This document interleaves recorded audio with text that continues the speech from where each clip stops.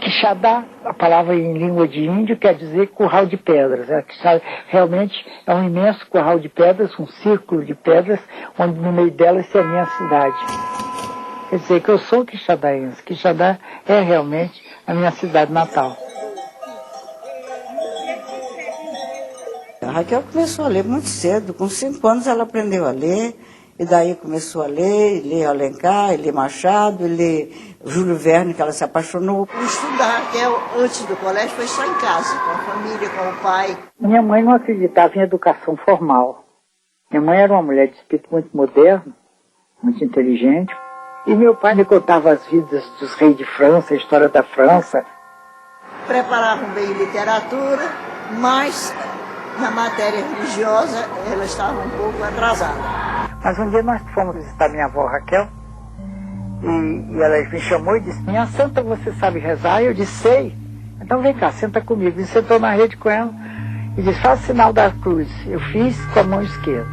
Aí minha avó ficou escandalizadíssima, viu que eu não sabia rezar coisíssima nenhuma, ninguém me ensinava em casa, e fez um conselho de família, deu uma grande espinafração no meu pai e na minha mãe, e junto com as outras tias, decidiram que eu ia para o Colégio das Irmãs. Ela chegou mais ou menos aqui com 10 anos, e a nossa superiora na época era irmã Apolline Simas. Então a irmã Apolline me chamou, começou a falar sobre história, eu contei a história do Pedro I, Pedro II, Carlota Joaquina. Daí disse: Raquelzinha, vamos fazer agora uma volta ao mundo. E eu perguntei: a senhora quer pelo Estreito do Panamá ou pelo Estreito de Magalhães? Ela ficou encantada. E eram as matérias que a irmã Pauline gostava. Então ela disse: você pode ir para a 2ª classe, que era a penúltima, né? Eu não sabia nem o que era um substantivo, um adjetivo, conjugação de verbo, análise lógica e gramatical, nunca tinha ouvido falar. E somar, eu malmente somava de uma em uma parcela. Recuperou muito bem, e o certo é que aqui terminou em 1925. E foi o único ensino formal que eu tive na minha vida. Se há um autodidata total, sou eu.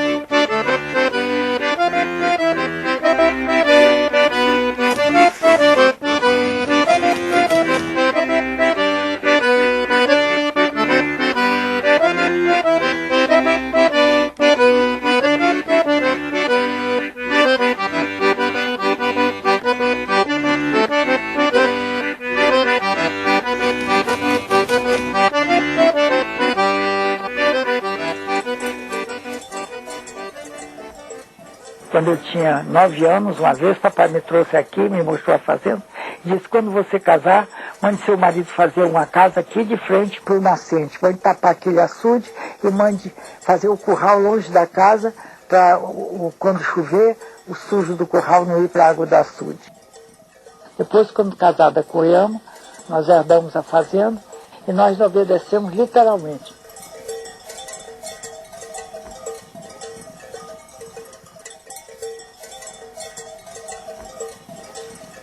A inauguração foi no mês de agosto, festa, né? Oh, festa boa, foi? Uma festa da comieira. Comieira da casa, que é a comieira da linha. Salinha da comieira, né? Foi bem nesse tempo, minha filha, que eu entrei dentro dessa casa para trabalhar. E a gente ajudou em tudo já.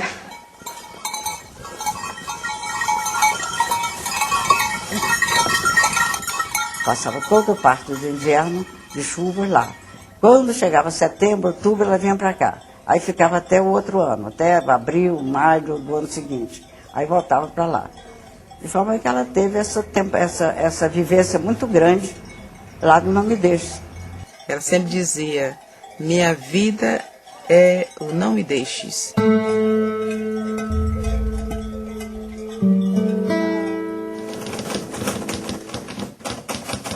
Sempre ela fazia artigo aqui nesse chalé, né?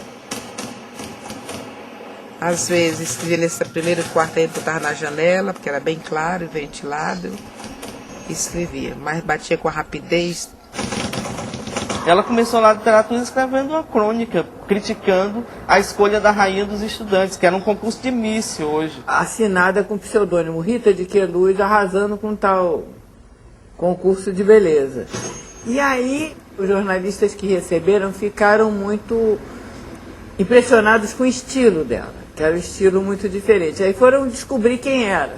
A carta tinha sido postada pelo correio e vinha de Quixadá. Então, dizem que o Jade de Carvalho e o de Jaci de Menezes foi quem descobriram. Não, isso é a Raquelzinha, filha do Daniel. Que foi imediatamente convidada para escrever nesse lugar.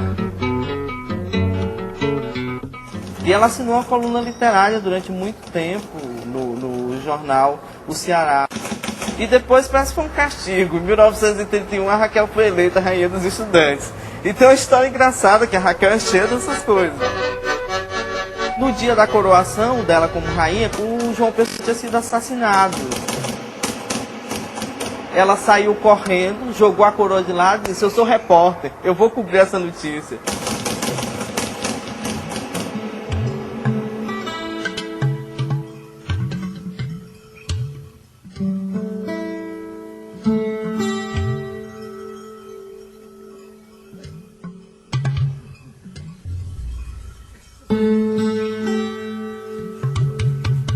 Primeiro livro, ela chamava o livrinho. Ela escreveu no caderninho, com lápis, à noite, à luz de lamparina.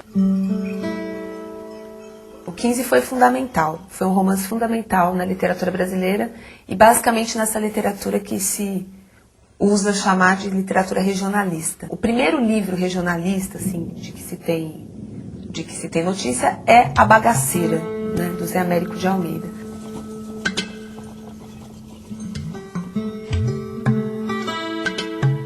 Alguns autores cogitaram que, na verdade, fosse romance de homem com pseudônimo de mulher. Por ser uma escrita contida, uma escrita que não dava margem aos sentimentalismos ou às emoções que eles acreditavam que fossem típicas do gênero feminino. O 15 é um livro puro, com linguajar expresso e uma envolvente história de amor com os dramas da seca. Vários críticos apontaram o fato de que a seca é a grande personagem de O 15. A seca e a transformação que ela traz na vida das pessoas, a relação do nordestino com a natureza, a relação das personagens com o clima e com a expectativa da chuva. Todos os limites a que o ser humano chega numa situação como essa.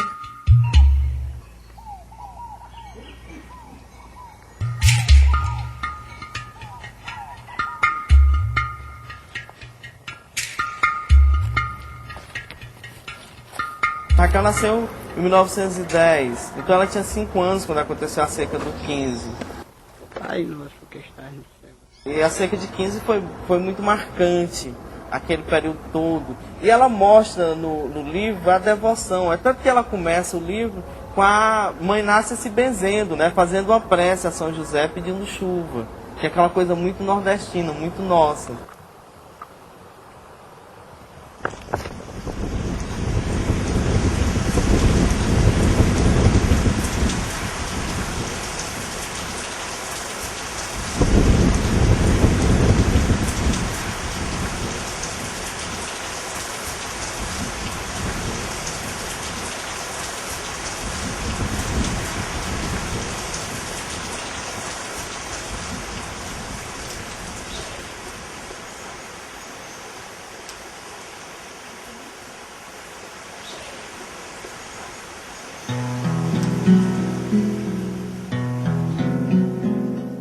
quando o 15 saiu, foi bem recebido, eu ganhei o prêmio da Fundação Mudança Aranha e como que me firmei literariamente aqui no Rio, no meio desse pessoal que já era a parte mais representativa dos escritores e poetas do Rio.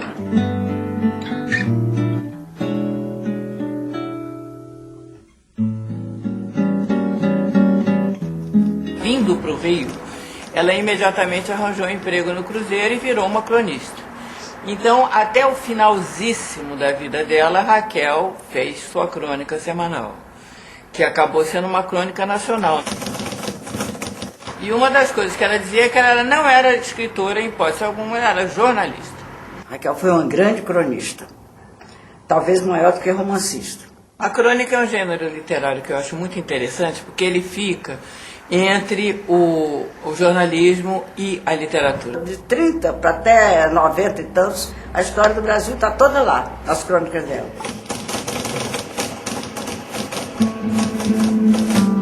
Angelina Miguel é porque vivia-se os dias da guerra. E os rapazes norte-americanos que vinham por mar para cá, o último porto deles era Fortaleza. De Fortaleza eles iam para a guerra. Tinha o Zeppelin, que era aquela coisa extraordinária, que tinham histórias lendárias em todo o Zeppelin. E as moças cearenses eram apaixonadas pelos rapazes norte-americanos, todos bonitos, altos, loiros, aquela coisa toda. E as moças cearenses abandonaram o cearense e se iludiam com aqueles rapazes. Eu digo que ela usou muito de licença poética para fazer aquela história. Porque começou por mim, mas só que não foi nada daquilo. Realmente tinha aqueles dirigíveis, chamavam, que era a coisa mais linda do mundo.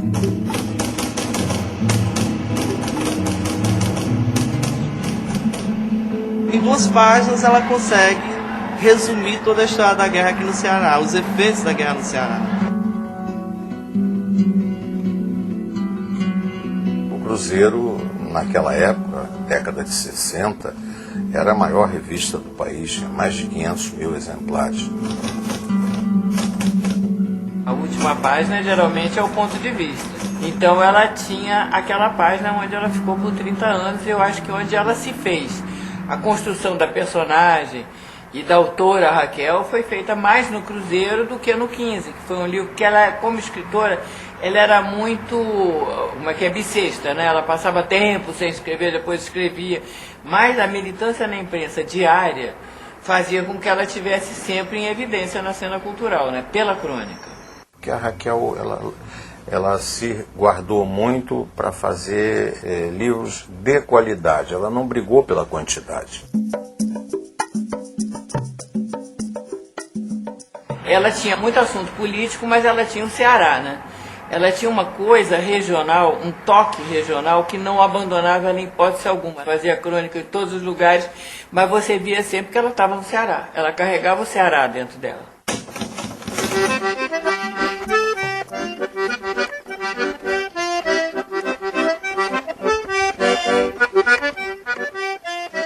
Eu me lembro que ela estava escrevendo ali na sala. E eu estava ali sentada no alpendre e ela chegou para mim. Vocês se lembram daquela música da velha debaixo da cama? Aí eu sei não, Madre Raquel, eu me esqueci, não sei mais não. Vocês sabem, vocês não querem cantar. Cante aí, porque eu quero saber, que eu estou escrevendo um artigo e eu quero saber. Mas Madre Raquel, eu não sei mais como é, não me lembro mais não. Ela cantava um pedacinho e tal, né? Assim, eu digo, mas eu não me lembro, não sei a música toda, que era para fazer isso tudo, ela fazia um artigo. A velha debaixo da cama. A velha debaixo da cama, a velha criava um corpo. Na noite que se danava, o rato chiava, o gato miava, cachorro latia, macaco pulava, o porco fuçava e a velha dizia: ai meu Deus, se acaba tudo, tanto bem que eu te queria. A velha debaixo da cama, a velha criava um bode. Na noite que se danava, o rato chiava, o gado miava, cachorro latia, macaco pulava, o porco fuçava, o bode berrava e a véia dizia: ai meu Deus, se acaba tudo, tanto bem que eu te queria. A velha debaixo da cama. Eu Não sei mais, me esqueci. Eu sabia todinha. Criava um macaco, criava cachorro, criava um bocado de bicho que essa velha criava. É música velha. Música antiga. Ela gostava. Ela dava o maior valor, Madrinha Branca. Desde o meu nascimento, ela foi ser minha madrinha, na fazenda, naquela fazenda. E o doutor Roberto Padrinho. Aqui mesmo quase todo mundo era filhado dela. Era filhado de batismo, era de fogueira naquele tempo. Afilhado de fogueira é o seguinte, o afilhado e a futura madrinha dão 3 voltas na fogueira. Em cada volta que se encontram, fala, São João disse, São Pedro confirmou, que você há de ser minha afilhada, que nosso Senhor mandou. Aí o afilhado disse, você há de ser minha madrinha, que nosso Senhor mandou. Aí a madrinha abençoa o afilhado e assim fica sendo afilhado por toda a vida. E a Raquel tinha montes deles, né?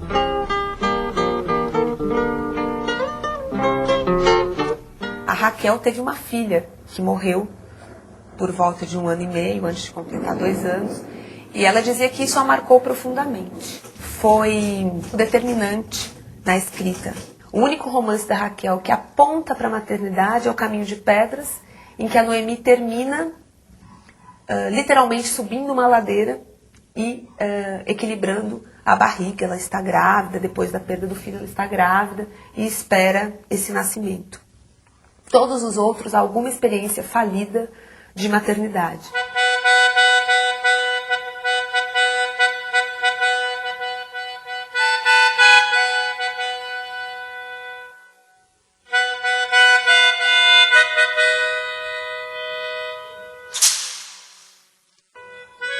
Mas em 1939, o meu primeiro marido, o nosso casamento tinha sido muito abalado com a morte da nossa filha. Nos separamos, nesse tempo era disquite. E em 41 me casei com o Oyama de Macedo, médico. Eu me lembro que no dia que mamãe morreu, eu estava conversando com Maria Luísa no jardim. Estávamos as duas chorando. Eu disse, o que eu tenho mais pena, minha filha, é você ficar órfã tão novinha. Ela levantou aqueles olhos para mim e disse, enquanto você for vivo, eu nunca vou ser órfã. Aquilo me consolou muito. E realmente a nossa relação é de mãe e filha. Os 2 filhos dela me chamam de avó. Eram os meus netos. Meu neto fez uma crônica muito bonita, uma crônica famosa chamada O Estranho, quando o Flávio nasceu. E depois ficou escrevendo sobre eles. Eu era louca por criança, tanto que essas histórias do livro infantil dela são belíssimas, né? Tem o Daniel, o Menino Mágico. Eu sou o vilão do Menino Mágico. Sou irmão mau. É um menino de uma família de classe média que começa a fazer mágicas. Ele é o menino mágico, eu sou o irmão chato, né? Que eu sou mais velho do que ele, eu era meio chato, aperreava ele. Então ela, para encher a bola dele, escreveu o Menino Mágico e colocou ele como protagonista.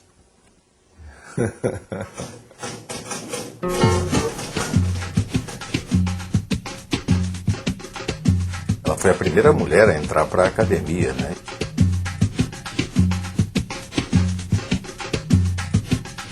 Estava no Estatuto da Academia que era uma coisa para escritores homens. E a entrada da Raquel era a entrada da mulher na literatura brasileira. Essa posse foi uma festa nacional. Tinha torcida, ela era vascaína, né? Então tinha torcida vascaína na entrada da academia toda aos gritos. Eram milhares de pessoas, a cidade parou. Tinha a escola de samba, era uma coisa literalmente gigantesca. Uma das coisas mais engraçadas que eu acho da posse da Raquel é o impasse do fardão. O fardão foi desenhado para homens. Você faz com uma mulher, vai tomar posse com essa roupa? Fizeram desfiles de moda, com vários costureiros famosos apresentando versões femininas por fardão. A academia parou para inventar essa roupa da Raquel.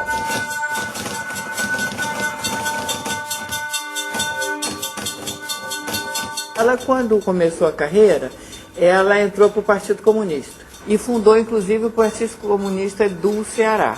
Até que ela escreveu o segundo romance dela, João Miguel, que foi censurado pelo partido. Aí disseram, companheira, nós não aprovamos o seu livro. O Partidão quis intervir no livro dela.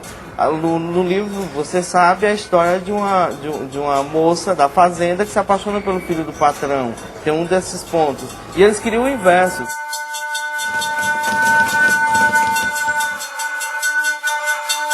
Assim nós não aprovamos. Ela disse que pegou os originais e vinham passando em bonde. Então ela correu, disse que viu a porta aberta lá atrás, aí disse, não, me dê meus originais. Aí correu e disse, eu não vou fazer nada disso que vocês estão dizendo, eu vou me embora, passar bem. Aí correu, pegou um bonde que ia passando e publicou o João Miguel tal como ela queria, tal como ela tinha escrito. Todos os livros dela foram editados pelo Zé Olímpio. Na Maria Moura, a gente até foi uma reunião lá em casa, para os filhos do Zé Olímpio comprar a Maria Moura. Ele não quis. Depois é que a Record comprou e agora ela está revivendo. Aí comprou todos os livros da Raquel, da Siciliano, e tudo saiu com o título de José Olímpio, ele conservou o nome. Então todos os livros saindo agora de um por um, muito bonitos. E foi essa a história dela na Zé Olímpio. Até o Zé Olímpio morrer, ela não estava lá.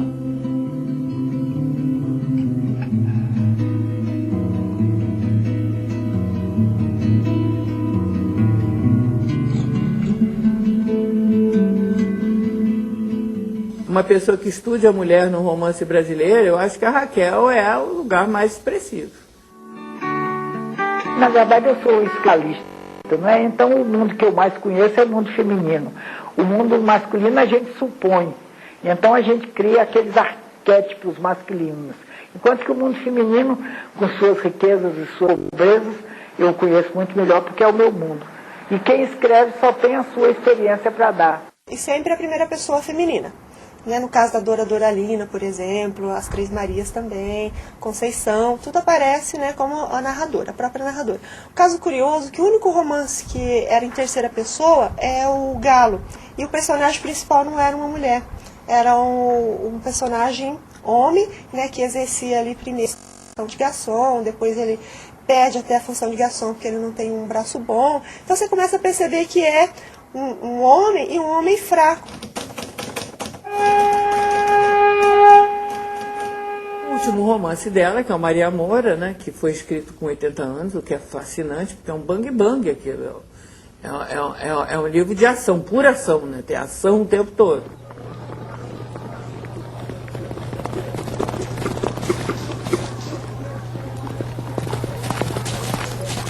Me deu muito trabalho para fazer o Maria Moura por causa da linguagem. São 5 personagens falando. A época é 1830, 1840. A gente tinha que policiar terrivelmente a linguagem para não cometer anacronismos de linguagem. Né?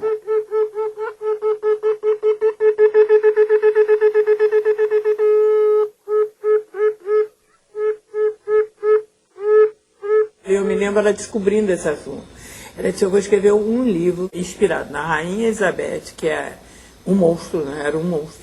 E uma cangaceira que eu descobri que existia no Nordeste. E tinha uma história de uma Maria de Oliveira, que mais ou menos na seca de 77, a seca estava muito grande, e ela então reuniu os filhos, os genros, os índios mansos que moravam lá, e todo mundo resolveu ir assaltando as fazendas. Quer dizer, foi uma precursora do Lampião.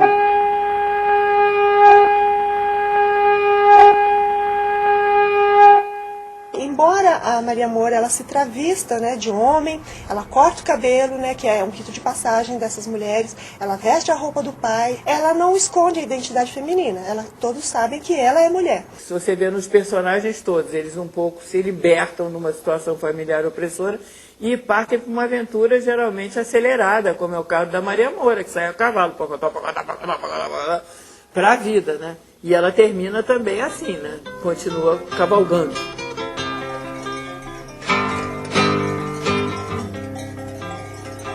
Quando me perguntam que algum personagem é autobiográfico, eu digo que todo personagem é autobiográfico.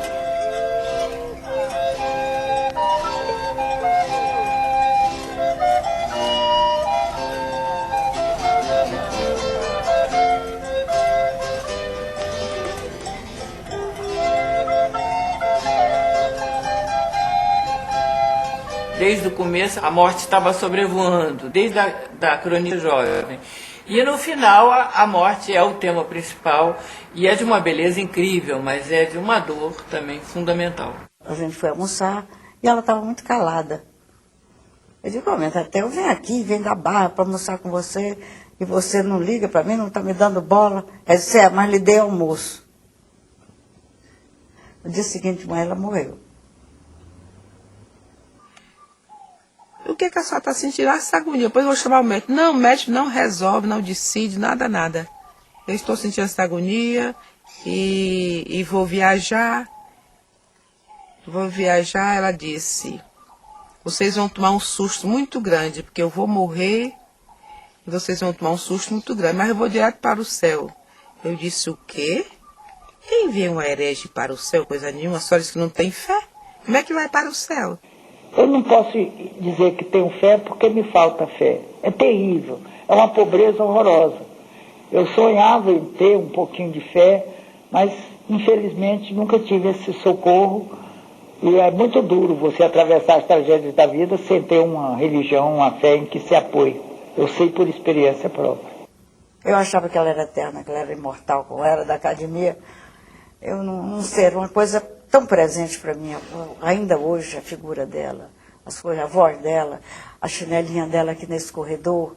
Minha madrinha foi a pessoa melhor do mundo, foi nem que ser minha mãe, tudo para mim. Agora não cheio de defeitos, era só bondade. Só bondade. Estima ela no céu e eu aqui na terra. O finalzinho do Maria Moura, quando o Duarte diz assim para ela, assim, não vá, não é uma briga para mulheres, eles vão lhe matar. E se lhe matarem? Ela, se eu morrer, eu morro e pronto. Mas ficando aqui eu morro muito mais.